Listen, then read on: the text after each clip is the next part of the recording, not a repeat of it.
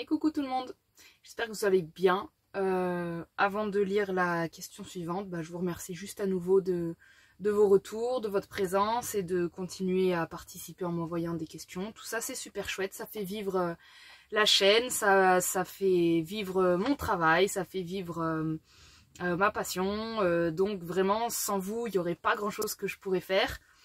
Et donc un grand merci à la communauté, voilà tout simplement, j'avais envie de le dire avant cette question. Allez, c'est parti. Coucou Clémentine, si tu fais encore des vidéos questions-réponses, voici la mienne. Je n'arrive pas à être à l'aise dans mes relations aux autres. Pour moi, être en lien avec l'autre est vraiment difficile. Tu es dans tous les cas en lien avec l'autre, que ce soit difficile, facile, que tu sois à l'aise, pas à l'aise. L'idée là que je plante déjà pour toi, c'est que on est toujours en lien avec l'autre. La manière dont tu veux être en lien, je comprends que ça puisse être exprimé en facile ou en difficile, mais ce n'est pas être en lien avec l'autre qui est difficile. C'est être en lien d'une manière qui te convienne et qui te nourrisse.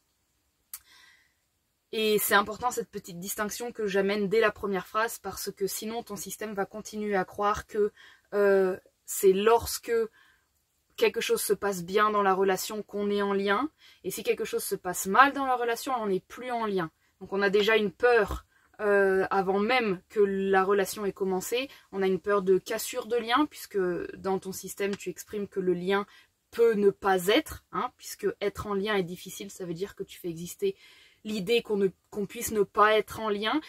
Ça, je t'amène à ressentir cette notion. Le conflit est un lien, la haine est un lien, et de laisser peut-être ce concept un petit peu plus en dessous de toi, le faire descendre de la tête, te l'imprégner, le manger, le lien, et comprendre qu'il partira jamais.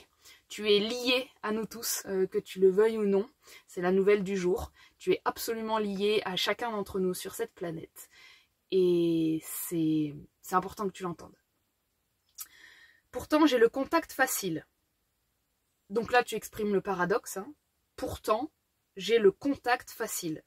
Le pourtant n'a pas sa place, puisque pourtant voudrait dire qu'avoir le contact facile est paradoxal à être difficilement en lien avec les autres. Le contact n'a donc rien à voir avec la beauté et la profondeur d'une relation. Le contact est une première approche, le contact, nous sommes déjà en contact. C'est pour ça que l'astrologie sépare le Gémeaux, qui est la mise en lien avec l'autre, de la Balance, qui va être la profondeur d'un lien. Dans le sens où je suis avenante et je démarre toujours un échange avec une personne nouvelle dans la positivité. Donc voilà, le problème là, il est posé. Tu démarres une relation dans la positivité, donc tu as déjà initié quelque chose dans la relation avant même qu'elle puisse s'épanouir, avant même qu'elle puisse t'offrir ce qu'elle a à t'offrir. Tu inities de la positivité, donc tu vas recevoir de la positivité. La positivité n'est pas de la profondeur. Les deux ne s'excluent pas, mais si tu dis « je veux le chiffre 73 pour cette relation », lorsque tu vas obtenir le chiffre 73, il est normal qu'ensuite, quand tu voudras avoir ce qui est du 84, du 52, du 96, tu puisses pas atteindre ça dans la relation. Parce que tu as déjà mis au départ, non pas une attente, mais une personnalité à la relation. Tu as décidé qu'elle était positive.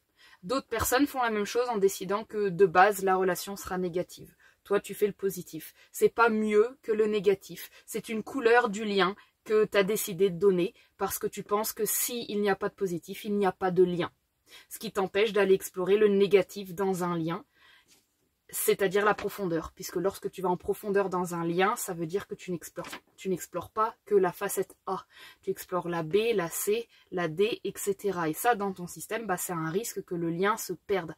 Donc on a une mauvaise équation entre un lien est un lien qui fonctionne. Entre un bon lien est un lien qui fonctionne. À nouveau, c'est pas vrai. Un bon lien est un lien que tu sais entretenir dans sa vérité. Lorsque tu échanges avec une personne dans la positivité, tu n'échanges pas dans la vérité. tu échanges dans le miroir que tu as envie de recevoir, qui peut devenir étouffant. Je fais facilement confiance et je suis spontanée. Donc là, je suis spontanée, pour moi, contredit avec la partie contrôlante que je viens de mettre juste avant, que je viens de poser comme ça pour que tu puisses t'en rendre compte. Donc certes, il y a une partie de toi qui est probablement spontanée. Celle qui entre dans l'échange avec une positivité n'est pas spontanée. Elle est stratégique. Mais ça s'essouffle très très vite. Donc bon, voilà, là on comprend pourquoi ça s'essouffle vite, parce que décider que quelque chose doit être ceci t'empêche d'obtenir cela. Et pour que quelque chose fonctionne dans le temps, eh ben, il faut que ce soit inclusif. Il faut qu'on puisse se balader dans toutes les dimensions de l'expérience en question. C'est pas obligatoire, mais dans ta demande, en tout cas dans la relation humaine, qui est bien plus complexe qu'un positif et qu'un négatif, il va falloir donner du mou pour pas finir essoufflé. Soit je trouve la personne trop différente de moi, donc trop négative, puisque toi tu es un pôle positif. Soit je me sens inférieure, toujours pareil, là tu t'es mis en pôle négatif parce que l'autre tu l'as décidé trop positive. Soit je repère tout de suite des aspects qui ne me plaisent pas, donc là tu es en train de dire des aspects qui risquent de briser le lien. Bref, à la fin le résultat est le même. Oui, puisque tu as eu la même intention depuis le début à chaque entrée de relation, ton intention était la relation doit bien se passer. Tu n'es pas arrivé dans l'émerveillement et dans l'ouverture face à une personne. Ça, tu le crois parce que tu penses que la positivité, c'est de l'amour. Non, c'est un choix de fréquence. Si tu entres en relation sans attente du tout, tu seras prête à tout recevoir. Le résultat est le même parce que ta posture face à chaque nouvelle relation est la même. C'est aussi simple que ça. Dans la théorie. On reste en surface et la relation ne va pas plus loin. Par effet de miroir, je sens que l'autre en face a ce même mouvement de recul à mon égard, passé les premiers échanges. Oui, et ben en fait tu récoltes ce que tu sèmes. Et ce que tu sèmes dans l'interaction, même si tu penses que c'est de la positivité, en fait c'est de la peur. Puisque le contrôle de la positivité, le contrôle pour ne pas avoir de conflit, c'est-à-dire pour ne pas se sentir blessé et ne jamais vivre le rejet, c'est du contrôle. Le contrôle provient d'un sentiment de perte de contrôle, c'est-à-dire d'un sentiment de peur. Donc tes premiers échanges émanent la peur.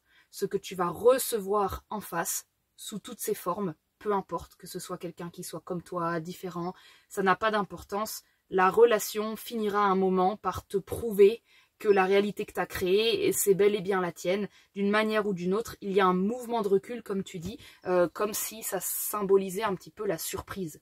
C'est-à-dire, ouf, je m'attendais pas à ça. Et si tu rencontres souvent ça dans tes relations, ce côté un peu, waouh, je croyais qu'elle était super sympa, et en fait, d'un coup, il y a un truc qui arrive, c'est à nouveau le reflet de ta propre peur d'être surprise par l'autre. Il est possible que ce besoin de positivité ne soit pas que une lubie d'avoir des relations harmonieuses. Il se peut que ça se pose sur quelque chose qui t'a vraiment fait peur, notamment peut-être chez l'homme ou chez les personnes violentes, et que cette vigilance, on va dire, cette approche de la situation accentue le côté proie dans une interaction. Et si quelque part tu te vois comme pouvant être attaqué à n'importe quel moment, on a ce que tu décris symboliquement, un mouvement de recul face à quelque chose qui à n'importe quel moment peut te faire du mal. Je reviens à ce mot que tu as prononcé pour te décrire. Tu as dit « je fais facilement confiance et je suis spontanée ». Je pense que le problème avec se connaître, c'est-à-dire se décrire comme je suis, eh bien ça va entretenir cette idée de proie. Parce que faire facilement confiance, c'est quand même limite à de la naïveté. Et je suis spontanée, c'est entretenir l'image que tu n'es pas dans le contrôle. Ça t'empêche de voir la partie de toi qui, en fait, à chaque instant, est en hyper vigilance de se faire bouffer. Donc, si j'ai un conseil, et pour n'importe qui regarde cette vidéo, vous pouvez rayer de votre vocabulaire la plupart du temps, hein, voilà, c'est pas non plus un nouveau principe, mais évitez de se décrire, évitez de dire je suis une personne comme ça, je suis une personne comme ça. C'est vraiment le meilleur moyen de figer un trait de personnalité et d'être aveuglé sur l'opposé qui nous habite aussi. Je sais que ça vient de moi. J'ai l'impression de me protéger en bloquant la relation, mais me protéger de quoi? Bon, bah je viens de proposer une réponse à cette question. Jusqu'à présent, ça m'allait bien de vivre dans mon coin et de me débrouiller seule. Mais plus ça va, plus je me rends compte que je passe à côté de beaucoup de choses. Donc ça, c'est un peu ce que j'ai exprimé au moment où je te disais, tu choisis A et donc il te manque B, C, D, E, qui sont la profondeur de la relation. Donc cette impression de passer à côté de quelque chose, c'est le fameux 73 que tu as programmé sur les fréquences de tes relations. Et il va falloir, pour changer ce chiffre, le dissoudre dans un jeu qui te permettrait d'être n'importe qui quand tu entres en relation. C'est-à-dire, si j'étais toi, c'est une proposition hein, de jeu, ce serait de t'amuser à lorsque tu rencontres des inconnus. Donc vraiment des personnes qui t'ont jamais vu. C'est la définition d'inconnu, hein, mais voilà. Tu puisses t'amuser à allumer une personnalité différente à chaque fois.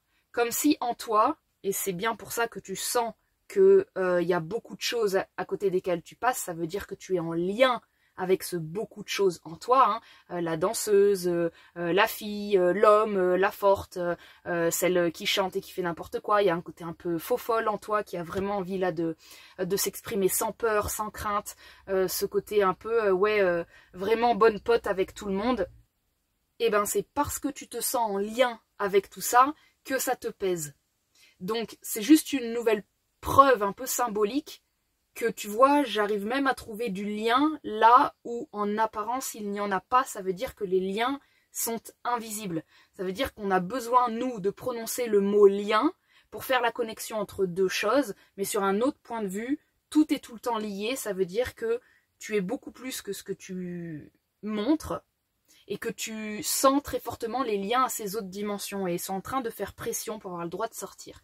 Donc voilà, à nouveau, si j'étais toi, je m'amuserais à, tu sais, comme quand tu changes de pays, tu peux t'amuser à avoir une nouvelle identité. Voilà. C'est pas quelque chose qui doit frôler le malaise ou l'humiliation ou des choses difficiles et courageuses.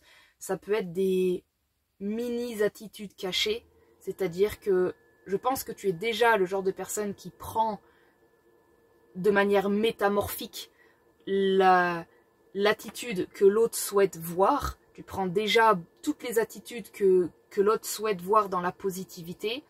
Mais si tu pouvais inclure de temps en temps, au fur et à mesure de ces débuts de rencontre, des petits indices qui nous permettent de voir que tu n'es pas que positive. C'est-à-dire, un moment, tu tournes la tête dans la conversation. Un moment, tu te désintéresses. Un moment, tu bailles. Bon, il ne faut pas non plus que ça frôle le manque de respect, mais en tout cas, intérieurement, dis-toi que chaque nouvelle discussion avec un étranger ou une nouvelle personne est vraiment une opportunité de t'expérimenter à être un tout petit peu malpoli, un tout petit peu. Ce genre d'ambiguïté qui fait que l'autre personne, tu vas commencer à moins lui plaire, ça va être une mort interne, ça c'est sûr et certain, mais ça commence par là. Ensuite, à toi de voir s'il n'y a pas d'autres possibilités de t'entraîner à faire ça de manière peut-être moins frontale, parce que quand l'autre est là, c'est très difficile de changer, mais tu vois, ça peut être ça peut être un serveur à un restaurant qui arrive et tu t'entraînes une seule fois dans ta vie à pas dire merci quand on te donne ton plat, tu vois. C'est-à-dire désactiver la partie de toi qui pense que c'est obligatoire, que c'est une question de vie ou de mort. Il faut absolument déprogrammer ce côté... il n'y a pas d'autre solution. Voilà, il y a un peu un truc qui est coincé dans ton énergie. Hein, et pour te décoincer, il n'y a pas vraiment d'autre choix que de te prouver que tu ne meurs pas et que l'autre ne meurt pas non plus. Parce que je rappelle quand même que lorsque tu protèges l'autre en même temps, hein, tu te protèges de toi pas être blessé. par la positivité, puisque tu veux pas qu'une relation aille dans le conflit, mais en même temps, tu penses protéger l'autre de toi, du conflit, de lui faire mal. Et ça, c'est le sous-estimé. Le serveur, tu sais, il a des milliers de personnes tout le temps dans sa vie qui passent. Il va pas s'arrêter sur un manque de merci. Il en a tout le temps, tout au long de la journée. Tu as le droit de temps en temps, quand ça te semble juste, quand quelqu'un le dit à ta place, tu as le droit de te reposer sur la situation.